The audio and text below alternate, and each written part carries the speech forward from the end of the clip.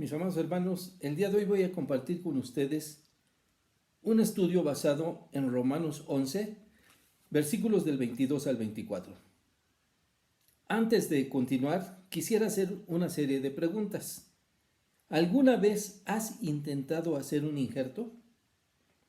Si lo has intentado, te habrás dado cuenta que no todos los injertos son posibles. Pero ¿para qué sirve un injerto, hermano? ¿Qué es un injerto? Los más comunes son los injertos en las plantas. Un injerto es un método de propagación vegetativa artificial de las plantas. El injerto consiste en unir dos partes de diferentes plantas para formar una nueva. El proceso consiste en colocar una yema procedente de una planta de buenas cualidades en otra, de tal manera que la rama injertada viva en la última y produzca una fruta de nuevas características y mejores. La mejor época para realizar un injerto es en los meses de enero a marzo, antes que los árboles empiecen a tener nuevos brotes. Para realizar un injerto es necesario herir a la planta hospedadora, realizar un corte a la rama que será injertada de tal manera que ambas embonen perfectamente. Atar fuertemente con un hilo para que la unión llegue a ser íntima y después cubrir la herida con una pasta que ayude a sanar estas plantas. Ahora veamos, hermanos, de todos los juicios espirituales son los más dolorosos. De ellos el apóstol Pablo nos habla en los versículos de hoy. La restauración de los judíos resulta menos improbable que la llamada a los gentiles. Los hijos de Abraham serán admitidos nuevamente en un futuro. Ahora veamos, hermanos, en el caso del injerto de los gentiles a su pueblo, al pueblo de Dios, no se trata de que estos mejoren los frutos, sino de que Él haga mejores frutos en nosotros. ¿Qué es este injerto? La herida para injertarnos fueron las heridas del Señor. Los cortes que realizó en nosotros para que embonáramos en su iglesia fueron los recortes de nuestros pecados. El hilo fuerte que nos une a Él íntimamente es su amor y su misericordia. Y la restauración la sigue haciendo el Señor por su Espíritu Santo hasta que su obra sea completada en nosotros. Así, todos los que han creído en el unigénito Hijo de Dios serán favorecidos por la misericordia de Dios. Inclina tu rostro, hermano, y oremos al Señor. Bendito Padre, te damos gracias, Señor, por este día que podemos estar escudriñando nuevamente tus palabras. Te agradecemos por ello y te pedimos la guía de tu Espíritu Santo para que nos muestres ese mensaje que preparaste el día de hoy para nosotros. Te pedimos y te rogamos esto en el nombre de Cristo Jesús. Amén. El título de nuestra predicación de hoy es La bondad y la severidad de Dios. Los puntos de nuestra predicación serán los siguientes. 1. Bondad y severidad de Dios. 2. Promesa de Dios para todo aquel que crea. Y 3. Dios nos ha llamado por su bondad para ser injertados. Vayamos al punto número 1. Bondad y severidad de Dios. Abran sus Biblias en Romanos 11 y leamos el versículo 22. Dice su palabra: Mira, pues, la bondad y la severidad de Dios. La severidad ciertamente para con los que cayeron, pero la bondad para contigo, si permaneces en esa bondad, pues de otra manera tú también serás cortado. En este versículo podemos observar que se mencionan dos cualidades y atributos de Dios. El primero es la bondad. Del griego se traduce como benignidad, excelencia o rectitud. Un ser bondadoso como Dios tiene la característica de promover acciones de bondad, de acciones rectas hacia los suyos y de ayuda a los que lo necesitan. Y el 2 es la severidad. La palabra griega se traduce como la actitud de actuar de forma estricta, nítida o áspera. Todos los atributos de Dios operan en forma armoniosa. No hay conflicto alguno entre ellos. Su bondad y su amor por un lado y su justicia e ira por el otro lado. Aquellos que aceptan su oferta gratuita de salvación están experimentando su bondad.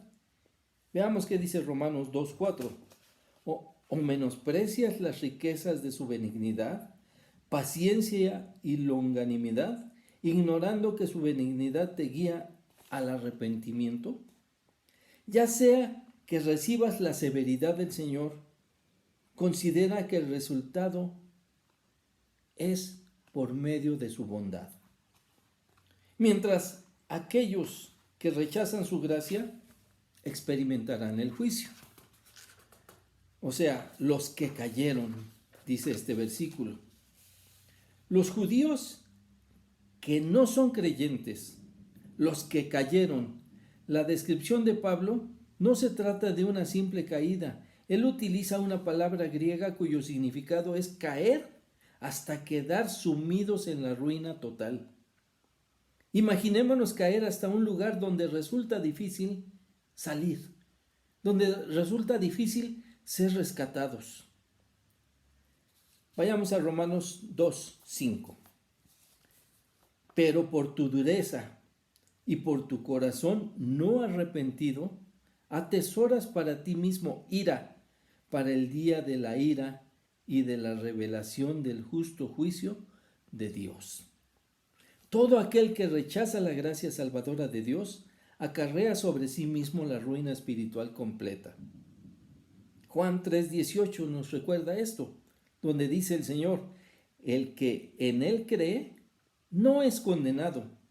Pero veamos, hermanos, pero el que no cree ya ha sido condenado porque no ha creído en el nombre del unigénito Hijo de Dios. Rechazar a Cristo es hundirse en la ruina total. El versículo 22 de Romanos 11 sigue diciendo, si permaneces, este permanecer se refiere a la firme perseverancia de la fe verdadera, la fe que es para salvación, siempre persevera para andar en el camino en que Dios nos ha llamado. Perseverar, si permaneces entonces, es permanecer en los caminos a los que Dios nos ha llamado. Permanecer también se refiere a vencer las pruebas como consecuencia de tu salvación y no como un medio para alcanzar esta. Cortado también nos dice este versículo. La raíz griega para esta palabra también tiene que ver con severidad. Como podemos ver en la primera parte del versículo 22, Dios se encarga con prontitud y severidad de aquellos que le rechazan. Juan 15:6 nos dice también la palabra del Señor. El que en mí no permanece será echado fuera como pámpano y se secará. Y lo recogen. ¿Y a dónde va, hermano? Y es echado en el fuego y arde. Aquí la imagen que Juan nos presenta es de destrucción. Son las duras palabras del Señor respecto al juicio que aguarda a todo aquel que nunca fue salvo. Pero, ¿será entonces que se contraponen la bondad y la severidad de Dios? No, hermanos. Recordemos en qué posición está todo ser humano. Vamos a Romanos 3:23. Por cuanto todos pecaron y están destituidos de la gloria de Dios. ¿Quiénes pecaron? Todos somos pecadores. Y por lo tanto todos merecemos estar destituidos de la gloria de Dios. Pero la bondad del Señor se impone en aquellos que creen en Jesucristo. Dios puede ejercer su juicio a todo hombre, ya que por ser pecadores estamos destituidos de su gloria. pero por su misericordia ejerce su justicia a judíos y gentiles sin distinción alguna, si creen. La condición es creer. Y esto nos lleva al punto número 2, promesa de Dios para todo aquel que crea. Romanos 11:23 dice, y aun ellos, si no permanecieren en incredulidad, serán injertados, pues poderoso es Dios para volverlos a injertar. En el futuro Israel se arrepentirá de toda incredulidad, esto es, de no creer y recibir al Mesías. En los términos que Pablo utiliza en esta analogía, en aquel tiempo Dios injertará a los creyentes de su pueblo en el olivo de su pacto de bendición, el cual fue de ellos desde el principio, no así para las ramas silvestres, o sea, los gentiles. Versículo 24 de Romanos 11 dice, porque si tú fuiste cortado del que por naturaleza es olivo silvestre, y contra naturaleza fuiste injertado en el buen olivo, ¿cuánto más estos, que son las ramas naturales, serán injertados en su propio olivo? Cuando el mensaje era solo para Israel, ¿qué esperanza tenían los gentiles de conocer a Dios? Ninguna. Efesios 12 del 11 al 12. Por tanto, acordaos de que en otro tiempo vosotros, los gentiles, en cuanto a la carne, erais llamados incircuncisos por la llamada circuncisión hecha con la mano en la carne. En aquel tiempo estabais sin Cristo, alejados de la ciudadanía de Israel y ajenos a los pactos de la promesa, sin esperanza y sin Dios en el mundo. Los gentiles experimentaban dos tipos de rechazo de parte de los judíos desde tiempos milenarios. El primer rechazo, hermano, era porque Israel consideraba a los gentiles como desheredados y los despreciaban como objeto de burla. El segundo rechazo es más significativo, ya que era el espiritual, y era porque los gentiles estaban alejados de Dios de 5 formas, como dice Efesios 12 del 11 al 12. 1. Estabais sin Cristo, esto es, sin Mesías, sin Salvador, errantes, sin destino ni propósito divino. 2. Alejados de la ciudadanía de Israel.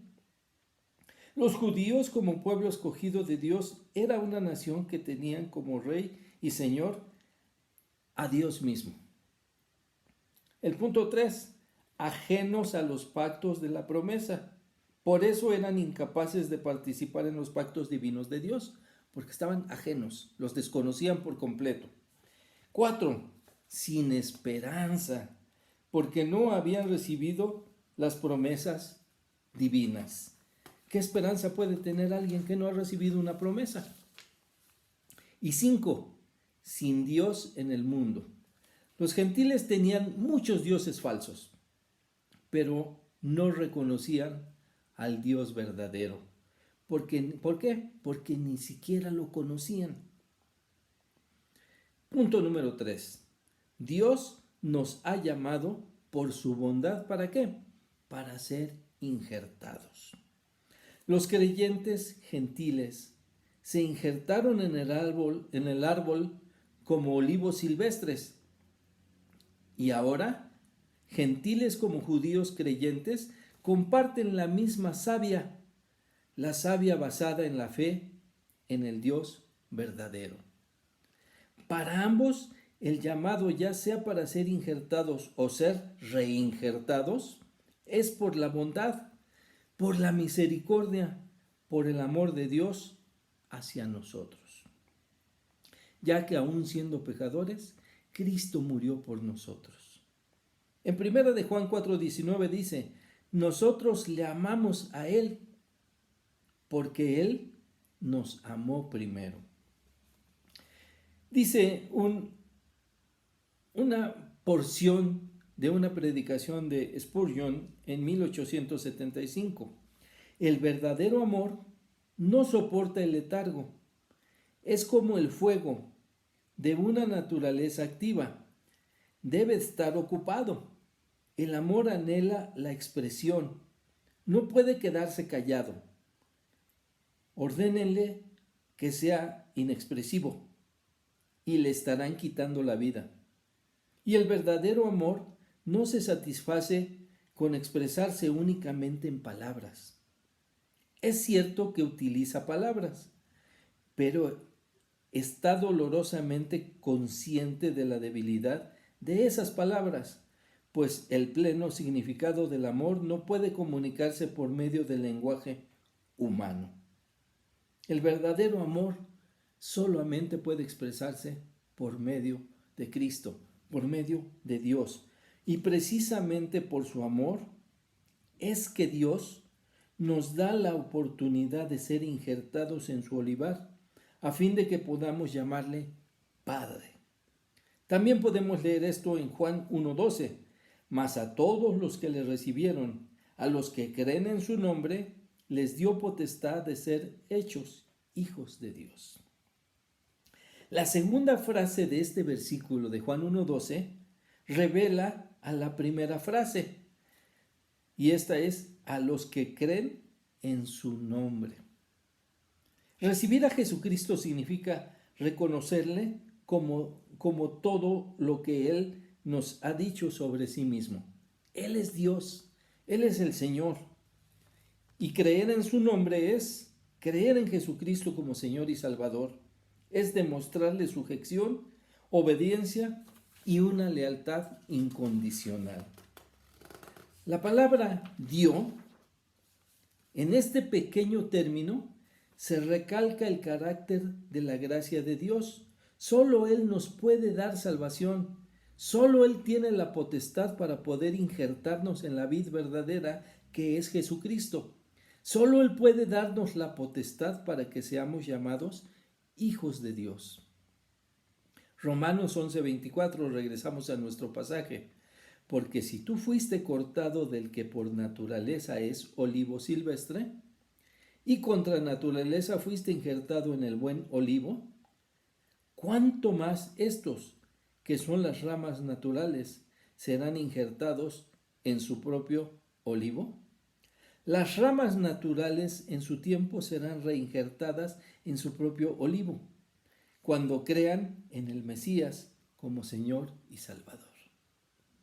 Los gentiles también son injertados en el buen olivo, siendo cortados del olivo silvestre del mundo donde se encontraban, cuando creen y obedecen el llamado del Espíritu Santo para salvación y son añadidos cada día a la iglesia por el Señor mismo. Si tú, hermano, ya has sido injertado en Cristo, síguele y obedécele fielmente. Si tú no te has rendido al llamado del Espíritu de Dios, hoy es el día. Pídele al Señor que te corte del mundo y te injerte en el buen olivo, que te injerte a la vid verdadera. Arrepiéntete. Arrepiéntete de tus pecados. Pídele perdón al Padre y clama a su misericordia y ruégale que Cristo venga a morar en tu corazón, para que tú le sigas como tu Señor y como Salvador de tu vida. Inclina tu rostro y oremos al Señor. Amoroso Padre, te damos gracias, Señor, por este momento que pudimos apartar para escuchar tu mensaje. Te rogamos, Señor, que lo guardes en nuestra mente y principalmente en nuestros corazones, y que pueda volver a vida, Señor, siendo injertados cada uno de nosotros en la vid verdadera. Te pedimos y te rogamos esto en el nombre de Cristo Jesús. Amén. Que Dios les bendiga, hermano.